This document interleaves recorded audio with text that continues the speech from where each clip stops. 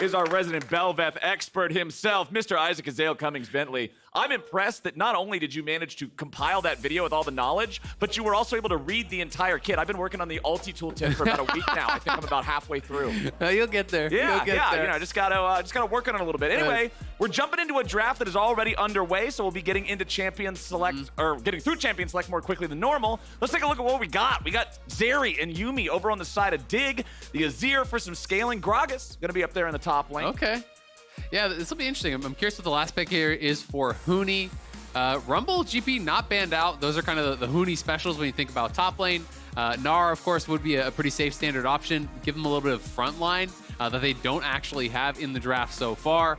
I gotta say, though, I love the joking back and forth between River and Maple. He's like, yeah, I didn't bully you, right? Then get out of my damn seat.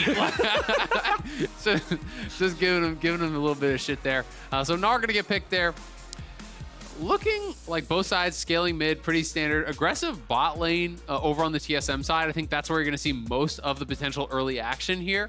Should be. Isaac, I'm having flashbacks right now because this TSM draft looking kind of similar to what I saw TL play, or should I say what I saw TL not play for 25 minutes yesterday. If you're picking Kalista Renata, I better see PvP at level 3. Yeah, let's see it. I think they could definitely go for it here. You know, there is the ability to catch the Yuumi unattached, right? And Yuumi has to play very, very carefully around that.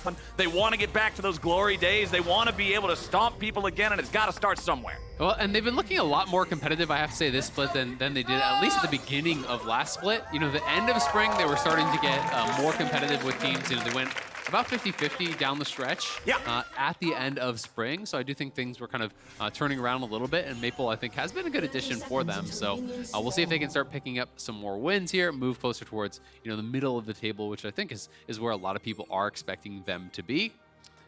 One thing I do want to point out here, because of the double cleanse summoner spells here in the bottom lane, a lot of times I feel like when we see Yuumi, you get the aggressive summoner spell pairing of the exhaust with the ignite. This time around, though, very, very defensive stuff. So we've got the cleanse for the Zeri, heal and exhaust on Biofrost Yuumi. They are really prioritizing staying alive here for Dig.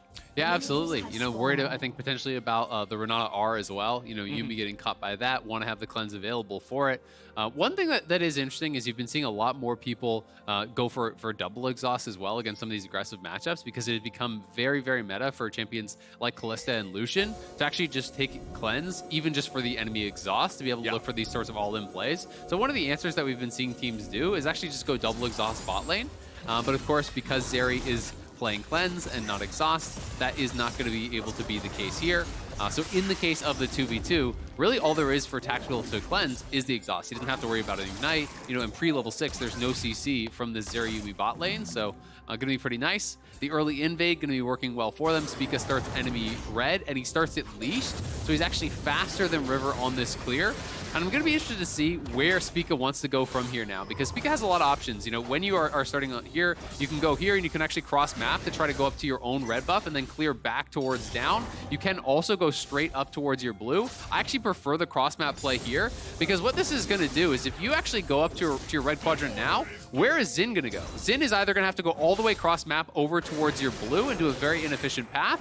And this just gets you clearing straight up towards top. You can go back towards bot. You can do like essentially an 8-camp clear here as the Viego, and it denies the obvious counterplay of cross-mapping and stealing the enemy red. So I think it's really smart. It's not only building yourself a solid plan in terms of the path, but by denying a good path for Xin, who's now just walking through his own jungle. Now he just an does empty Krugs. Chicken camp and empty That's red. rough. Just Krugs remaining. You put him further behind, and it feels really good. So River is going to be off to a bit of a slow start here in this one. Spica did go back into his red side jungle, but he didn't get his own red. He left that one up for now. Going to be down here for this bottom side scuttle crab spawn instead. I think this is a little bit of a mind game. I think this is saying, I went top side, of course I did my red, like don't invade up there. So he just does Raptors. So he gets one extra camp of CS, then comes back down towards bottom. You would probably assume that he did take the red buff. This way, if Xin did go down towards bot and actually invade the blue, he would have been there in time to try to defend that. So I think it's pretty clever stuff, and he can also extend the duration of his red, which is going to give him, you know, that additional combat power here early on. Xin just had to do 4 camps in base. Spica is going to be able to have the early red buff, then refresh his red buff when he takes his later on. Potentially even double scuttle. We'll see if he's going to be able to do that. I mean, Huni's moving down to kind of guard this topside scuttle, so River already set way down in this game compared to where Spica is. All from a level 1 invade that ended up working out. Nicely done there from TSM to be able to get Spica ahead nice and early, especially on a champion like Viego. This is a snowballing, carrying capable jungler that can really just absolutely destroy the game if he gets that start that he needs. So setting him off to be able to do this feels great. River's now down 1 level against Spica. He was at least able to grab the crab, so that's something. He didn't lose both of those. But what can he do? Like, there's literally nothing for him to do on the map right now, right? And when your options are this limited, it becomes so easy to play around Xin, who is this early game jungler, and it's like, okay, well, we know he's topside, Huni's trying to reset, so you know the only option he has right now is to gank. Like, he has no job, right? There's no camps up on his entire side of the map. There's not really any easy place for him to gank, so he's literally just sitting around right now, you know, waiting for camps to actually spawn here. Gonna be able to do the Gromp, his Raptors respawn, so now at least he has a little bit of something to do. But Gamsu also, and Gamsu's also in a bit of a tough spot. Like, Gamsu's actually completely out of mana. He's already down quite a bit of farm. Doesn't want to base with the wave at his turret, so, you know, wants to be able to farm this up, then base. He's also playing First Strike, which has become really kind of the new wave for Gragas, as people are really, really liking this. So it'll be fun to see, you know, how much gold he can actually collect with the First Strike rune. Because you can do quite effective trades with it. You know, a lot of people, you try to drop in the Q, hit him with a WQ or an EQ combo, you know, those types of things. And you can get this little chunk of damage out and farm a lot of gold. And generally people are feeling like, especially in a melee versus range matchup, you're not getting a lot of grasp value anyway. So you can go for this sort of rune, just farm gold, utilize your passive to really have the sustain. And then with this build, people are going pretty heavily towards AP. And with the explosive engage and burst combos that you can do later on, that 10% damage amp becomes very, very valuable. Well, he's still going to have his work cut out for him here in this lane as he does TP back in. At least he's able to purchase the tier, gets an amp tome. Down here in bottom lane, let's see what Tactical and Mia are up to. They don't have a huge CS lead. However, that will change here in a little bit. You can see there's 20 more minions for them to farm up, so they should be able to get about a +1 wave state for themselves.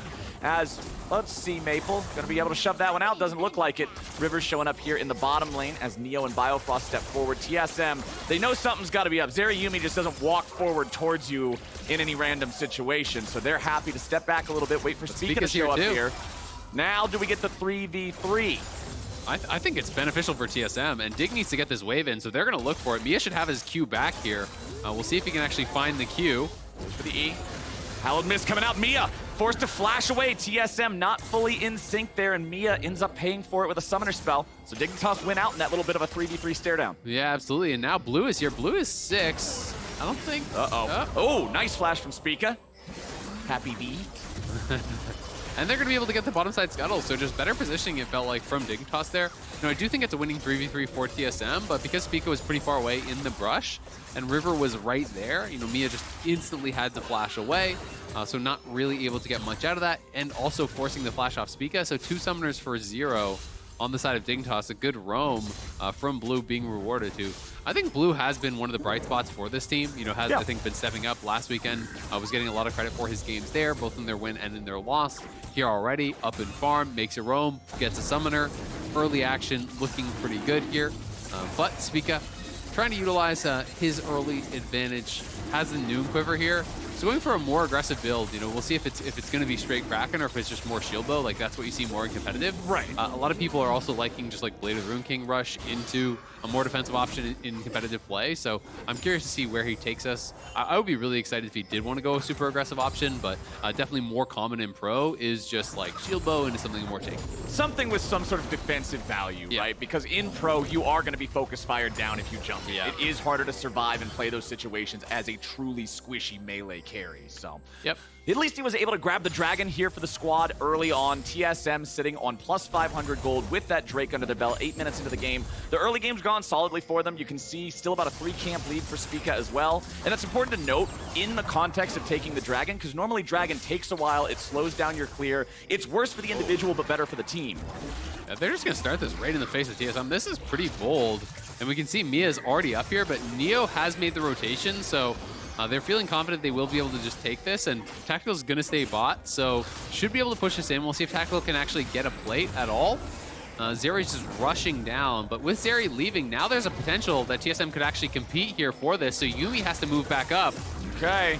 Well, we're not going to get another eyeball proc. It'll come down to the smites. It's going to be secured by Dignitas. River jumps in, going for the ulti, trying to keep himself alive. Spica's going to be taken. Oh, the reset! He resets thanks to Renata, but he won't be able to do any more. Now the Yuumi ult flies out, and TSM's in a bad spot. Huni might be ready to transform with Gamsu on the run. There's the boulder. Huni's still looking for a little more, but he's got to be careful about his own health bar. No! They couldn't save Gamsu. Biofrost could not get there in time. Dignitas ends up going 2 for 2 there with TSM. They did get themselves the Herald. We got ourselves a nice little bit of violence up here. Yeah, it's getting scrappy over on the Herald there.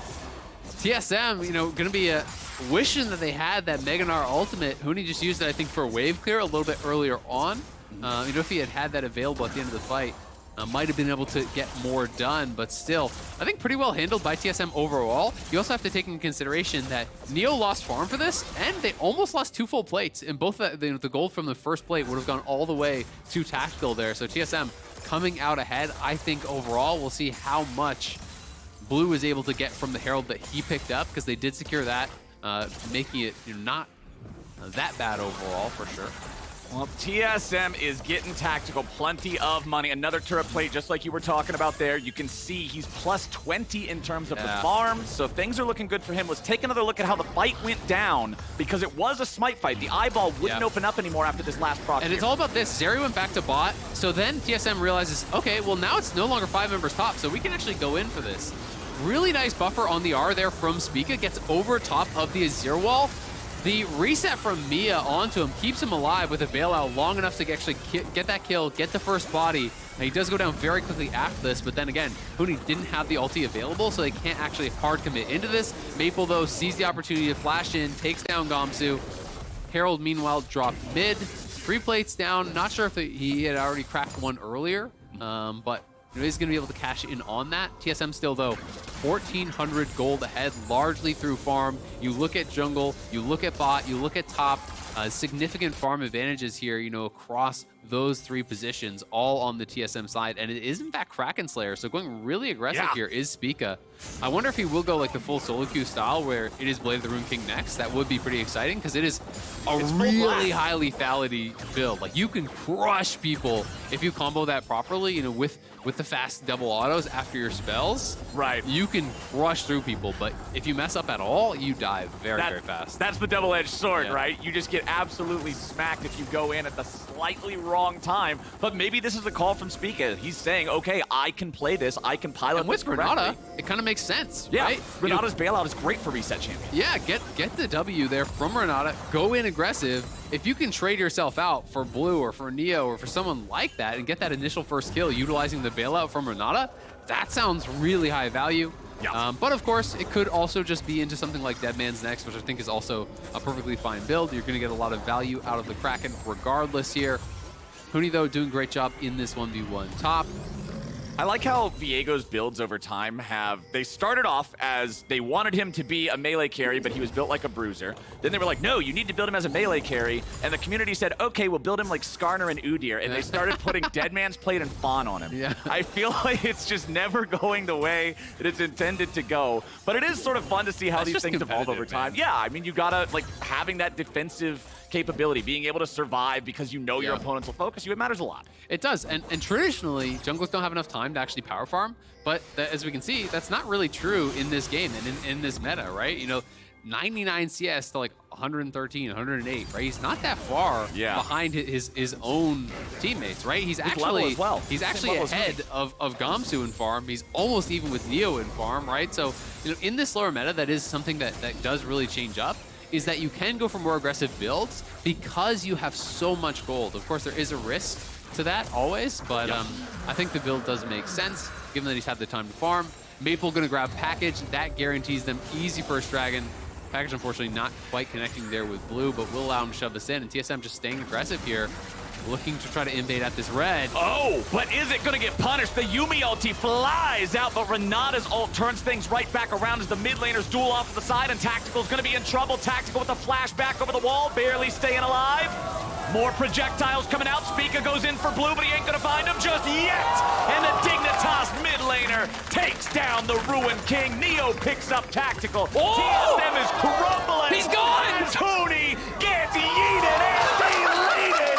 And his TSM TSM bodies hitting the floor all across Summoner's Rift. Dignitas crushing TSM across the map there. There goes the lead as Tactical went way too far on that one. The rest of his team is retreating, and he's just walking up. I'm not sure if he was trying to last hit the red away or what he was thinking, but what the hell, man? Walks practically into melee range there, just kind of insta bot lane fight, and topside, Gamsu with just a great ulti. You've got to pay respect to Gragas because the ultimate is always so powerful when you're playing under the tower, knock you back under the tower. Huni did not have his flash available. Gragas has great wave clear, so if you clear out those minions, bop them back into the tower, that's going to make the difference in a lot of these fights. And just like that, Blue is the richest man in the game by a lot. Gamsu pulls ahead of Huni. Neo pulls ahead of Tactical. All the leads that TSM had worked so hard to actually build up, gone. That just completely threw the game on it. Dignitas just suplexed TSM's lead, like slammed them. There is nothing left of everything they had built. We spent this time praising the early game advantage that Spica was able to get. We're talking about Viego trying to be this carry because he's staying on par with the solo laners and really being in a good spot. But with those plays, Dignitas has put things right back into a favorable state for themselves. Second Rift Herald. This one's also going to be on Dignitas to take. It looks like there's going to be no contest from TSM. And remember that even though the first Herald did not get a full tower, it put mid lane tier 1 in execution range for the second. I like the initial actually move here, but my kind of problem with this is why are you not just backing up now? Look, the bailout is already used on Spica. Why is Tactical walking in by himself trying to steal away the red buff, right? He's trying to last hit that red buff. The jungler is there. Even if you get that, it's going to cost you your life. He is in retreat. It takes him a little bit to finish him off, but Zeri with the ultimate is so fast. And then up towards top side, Huni looking for the ulti, just trying to get a good trade, swing and a miss, but not respecting the Gragas wave clear. He thought he was safe because there's a fat wave by the tower. Gragas ulti and Q, kill the tower and Q at the same time. So that was smooth from Gamsu. Yeah, that was really well played. Big outplay there from Gamsu on the top side. Tactical is much more of a misplay than an outplay. You know, that is one he's going to want back. Yeah. When the bailout's already on cooldown, when your team is already retreating, you cannot be going in like that. He suckered his team into that fight, kind of, and they end up paying for it quite a bit. But TSM still 2 dragons to 0, so if they can stabilize there, get towards Soul Point, they still have a good shot in this game. 2 dragons to 0 for TSM, but the turrets are currently 1 versus 1. It was TSM's top lane turret falling. It was the bottom lane turret from Dignitas going down. Important thing to note, Dig does still have that Rift Herald. They didn't immediately drop it to take the turret top. Again, the tier 1 in mid is within charge execution range. Just spawn it there and you should be able to guarantee that. And very likely they can just drop it right around dragon spawn, right? So if they actually want to stop that third dragon take that has become such a common play here, in pro play, is right on third dragon spawn, drop Herald mid, enemy team has to respond to that. If they don't, you can take potentially 2 towers right down mid. So that allows you to get a pretty easy dragon, but they're going to actually drop it bot. Look to try to crack this tower. This one's going to go down for sure. There's no one from TSM on this side of the map. I mean, the closest member is Mia, and Mia's not going to defend this, so very likely they're going to get the charge on the second turret. Yeah. Now we're seeing Spica move over, and Tactical's coming down, but this could actually be a dead second turret. I think they're just way too slow to respond, and it should be 2 towers back to back there. So that, for a second Herald, like that is insane value. You never expect to get very much from that, and that is going to put them about 600 gold ahead here. 30 seconds till dragon spawns. They got to get ready for it.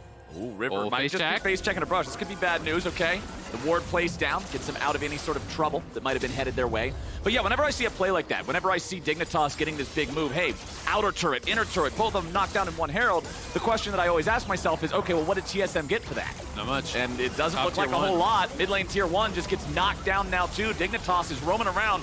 The Goon Squad is here to bash your buildings. Yeah. TSM's not able to do anything to answer it. And they actually had the right call, right? Because the mid lane tower was so low, they just said, hey, we don't actually need the Herald to take down this mid lane tier 1, so they knocked down that. They dropped the Azir turret. TSM not even going to try to contest here at this dragon, so the soul stacking is going to be pushed back quite a lot. Yep. The last kind of remaining advantage there that TSM did have is now gone, but the game's still very close overall. It is just 600-700 gold between these 2 teams, so it will come down to execution. But TSM had been in such a good spot that they're going to be kicking themselves. And I love the fact that we do have such a close game state between these teams. They both have some powerful scaling options as the game goes on with things like the Corki, things like the Azir. It's going to be a hands diff. It's going to be who plays it better. Yeah, absolutely. You know, the real question is, can Tactical here, you know, on this Kalista, can that really compete with what the Zeri can bring to you later on? I think Zeri Yuumi scales so incredibly well. You know, Yuumi being able to strap onto the Azir, other carries like that can also be super powerful. Also pairs well with River, who can go in pretty aggressively with his ult already. So I do think it's more, you know, can the Kalista kind of compete with some of that firepower over on the other side? Because he is going to get outranged here, I think, pretty heavily.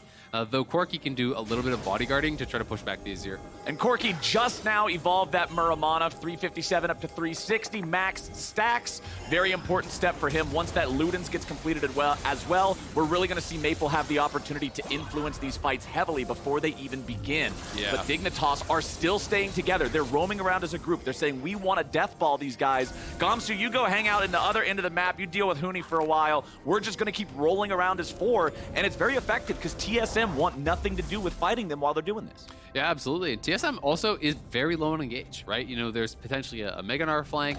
There is potentially like a flash Q from Mia into an ulti, but Renata ulti is so slow, so you basically have to hit someone with the Q. It slowly walks at you menacingly. Yeah, I mean, you have to Q someone first, right? Otherwise, it's just really not going to happen. It's like Maokai ulti, but it's pink smoke instead of trees. Like, all right, I'll just walk out of the way of this thing. It's like a fog machine just turns on in the room, and you're like, well, I could just leave. Yeah, welcome to the Renata rave. No thanks, I'm going to bed. And that's just where they're at. It's hard to make plays when you've got no playmaking. Speaking of playmaking, looking at Gamsu here, he's also nearly got that tier fully stacked. The Archangel staff will be ready to evolve into the Seraph's Embrace whenever that happens, but still need a bit more on it. But it's what you were talking about. He's going for the heavy AP build. Yeah. This is not Tank Gragas, whose job is to just keep people controlled and CC'd. Yep. This guy's going to one-shot somebody as Blue goes in after Maple. Mia's right behind him. Nice little bit of shuffling going on there, and a shutdown goes over to River. They can go Baron. They'll see if they want to actually just try to start it up in their face. At the very least, they could try to threaten it. Not going to go for it, not feeling confident enough to do it. With Azir, it's always on my mind is that teams can start this up to even just draw the opponents in, even if you're not going to actually commit to it. Mega Gnar is expiring, so that burst is going to be threatening, but a good trade back. Yeah, Huni's got that Trinity Force, very, very scary in a 1v1 situation. Mininar can just stick to you and do a ton of damage, so the disengage with Gamsu's ultimate to make sure that he's not in any mortal danger. Dignitas will not start up the Baron. They instead will take control over this entire top quadrant. You can see TSM trying to step back forward, Spica using the sweeper there in that upper river brush, but control over the pit belongs to Dig. And you can tell TSM is quite concerned about the potential for a Baron take. Anytime Azir is on the enemy team, you have to be. But they are dropping multiple pinks over the wall. They're making sure they keep eyes on this Baron pit, so there's no sort of early shenanigans there. Blue can knock that down very, very quickly. We can watch this one more time. Blue is spotted out very early. Yeah. So Maple, you know, pretty slow on the retreat. You know, maybe Maple thinking he had enough time, you know, would be able to actually flash out. Looked like his flash was maybe just on cooldown there.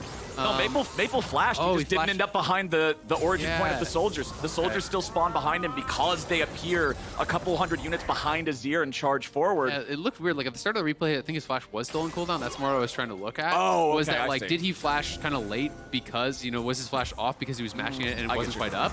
I'm not quite certain when exactly it came up, but it looked like there was a sliver of cooldown before he did actually use it. But either way, you know, I think Mia made the right call to not like flash in and use bailout because there was no one else around. Like he wouldn't have been able to get a kill. He's gonna die anyway. He was dead either way, so had to let him go. I mean, and it feels really bad to lose the flash and still have that happen, right? Yep. Now Maple's got to be extra careful in these upcoming situations. 45 seconds before our next Drake spawns. TSM gave up the third one of the game freely. We'll see if they make the same call here or if they want to challenge Dig for it. Dig still roaming around. Four-man squad, always together here for this Dignitas squad. Yeah, they have package now, so Ludens is complete, and he is going to be able to have a lot of power now, has the 2-item power spike, obviously Muramana completed quite a long time ago, and has the package available, so we'll see if they want to go for this. Dig can, of course, try to threaten cross-map play. You know, if you start up the Dragon, they can try to threaten the Baron, but teams have gotten very good at just sending one person to solo the Dragon while 4 men guard on the other side. And with a Corki with package, I don't think you can do the Baron really whatsoever. So I'd love to see TSM just send someone down to start soloing this up, whether it's Huni or Tactical or whoever. Just get working on that. They're trying to force Maple to use the package defensively, because if you could do that, it would be really nice. Now Huni going to be working on this Dragon. He can solo this up. The rest of the TSM just comes up here to bodyguard. They have to be a little bit careful. They see that they're starting it up now, so Maple just needs to try to poke them off here. Huni has TP, so he could actually join behind them. He could look for this ward right there. Gamsu tried to use the ulti on Tactical, but he didn't get a lot of value. Dignitas now gonna move over as 5v1 against Huni, who just ends up giving them their free food delivery. Dignitas get a kill. At the very least, though, they stop the Baron, they get the Dragon. 1 kill for Dragon, you're on Soul Point. That's good for TSM. Now Spica. It might be even better. River's about to drop. Oh, the exhaust! He's gonna get punished instead. A beautiful save coming out from Dig. Tactical underneath the enemy turret. He might just die for it, but instead he gets away. Maple's gonna grab the kill back on over to River as Neo tries to kite it out. Outplay. He gets the kill to Mia, and Dignitas will ace TSM. TSM just go insane there. Tactical running between the two towers in what looked like a 1v3 situation. Spica almost got the initial kill, but the exhaust shuts him down, can't actually finish it off. And now Dig gets the ace and the Baron off the back of that. TSM going way too far, and now Dignitas going to be opening up a massive advantage here. Going to be 4,000 plus in the lead with the Baron buff. Looking to extend that even further. Blue is enormous. Should have a death cap here on base, I assume. Yeah. We're gonna watch this one more time. Yeah, I really want to see how close this got. So the TP flank was, I understand why he's going for the play, but TSM is not actually collapsing at the same time. If you want to look for that play, the 4-man squad has to be moving up at that same point. Then Spica is gonna lay a trap here. Is this bursty build? Finds River, gonna go in here very aggressively. Doesn't quite get the kill though, comes in over top. The exhaust comes through, the shield comes through, can't finish him off, and then Tactical on the right side of your screen is between two towers by himself in a 1v3. You know, like overplaying his hand there.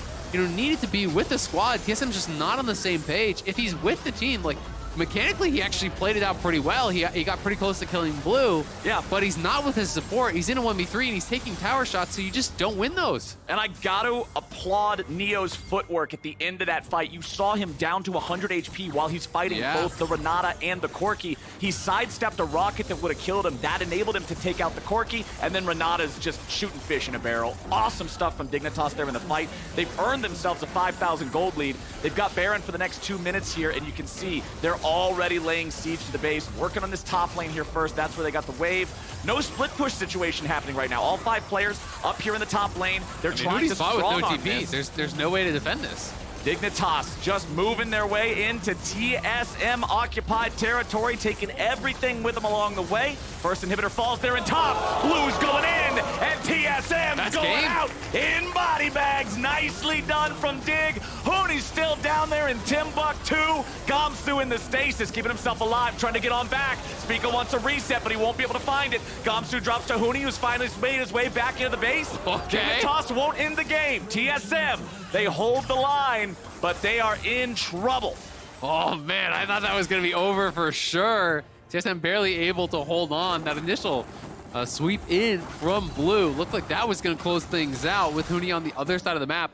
But at the end of the day, it is just the one Nexus turret, I believe, that falls. They get a couple more kills. TSM do trade back, but they are quite a bit behind. Looking towards that Cloud Soul as some sort of an opportunity here. The EQ flash in for the R, sweep them back. They get those quick initial 2 kills.